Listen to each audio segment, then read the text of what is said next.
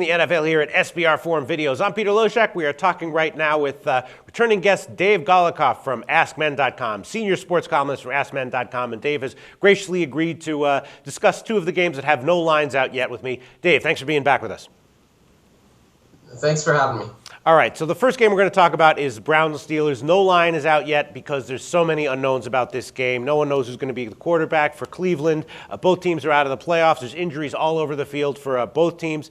Trent Richardson's probably going to be out. So I don't know how you might be able to, get an edge on this game. One thing, though, that's interesting is that, Mike Tomlin tends to be a guy who plays to win even when games don't matter. In the preseason, when they're out, and he's out, in interviews about this game, he said, we're going to try to win. We're going to play it as though it's a game that matters. So I'm thinking maybe you lean towards the Steelers unless they wind up, opening as 9-point favorites or something. What do you think?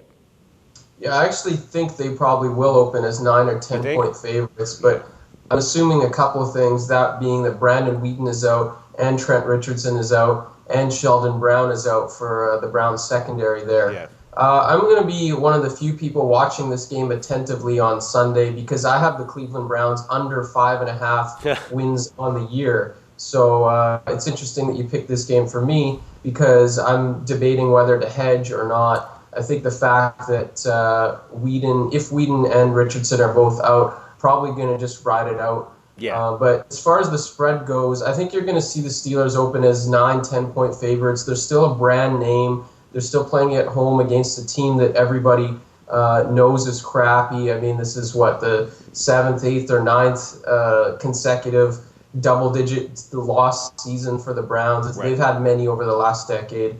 And just the general perception of the two teams, you're going to have a healthy Roethlisberger versus Colt McCoy probably. I don't think you're going to have a lot of Cleveland Browns action in this game. That being said, I honestly, there's actually no logical backing to this. Maybe it's just me being, a little pessimistic of my bet. We're feeling like I'm a little unlucky in this spot, but for some reason, I just feel like the Browns leave this game with the win. We've seen this before. The Steelers remind me of a time when they were in Buffalo many, many years ago, and the Bills needed the win in Week 17, and the Steelers had nothing to play for. That was Willie Parker's breakout game. The Steelers were resting quarterbacks and, their top two running backs, and they still went to Buffalo and won. I was at that game. For some odd reason, I see Cleveland somehow exiting this game with a victory. I hope I'm wrong, but that's just my feeling. I think if I'm betting logically, I think you'd have to go with Pittsburgh. I know it's kind of an answer all over the place, but you look at the Browns secondary, very banged up. Do you really trust a Browns team going on the road without a running game? Steelers' run defense is pretty good. They're not going to be able to run the ball. You put the whole game on Colt McCoy, probably not. So logically, I'd probably say Steelers. Illogically, I say Browns.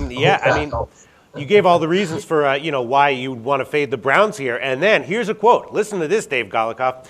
We all know that Tomlin does well in the preseason anyway. He goes, Tomlin said he won't coach any differently this week. This is an opportunity to play to win, to get the sour taste out of our mouths. I am not going to approach it with that look ahead to 2013 mentality. So that says it all right there. Unless he's lying, he's going to try play, give 100% in this one. Yeah, and I think you see a lot of these matchups in Week 17, for example, Atlanta and Tampa Bay. Let's just say that the Steelers and Falcons only play for a half, right? I mean, the Bucs and the Browns secondaries have been brutal. So if you unleash Roethlisberger and Ryan and their receiving weapons for just a half, I mean, we're talking about we could potentially see a 2-touchdown or, a 17-point lead at halftime, and then they rest their starters and coast. I mean, obviously, that's maybe more relevant to the Falcons game, but let's just say the Steelers, instead of resting players in the second half, are more lackadaisical in the second half. They may already have a big lead at that point. So I think that it's important to remember that even if the Steelers and some of the other teams in Week 17 are only trying for a half, I mean, there's still pretty good teams that might be able to build that lead. I look at the Browns secondary last week getting torched by Peyton Manning, and they got even worse when Sheldon Brown went out. If Roethlisberger is allowed to hurl the ball around and he's not facing much pressure, let's face it, the Steelers do have pretty good receivers, and they should have a significant edge in that respect. So I see that being the difference in this game, and that's why I would lay the points with the Steelers. Yeah.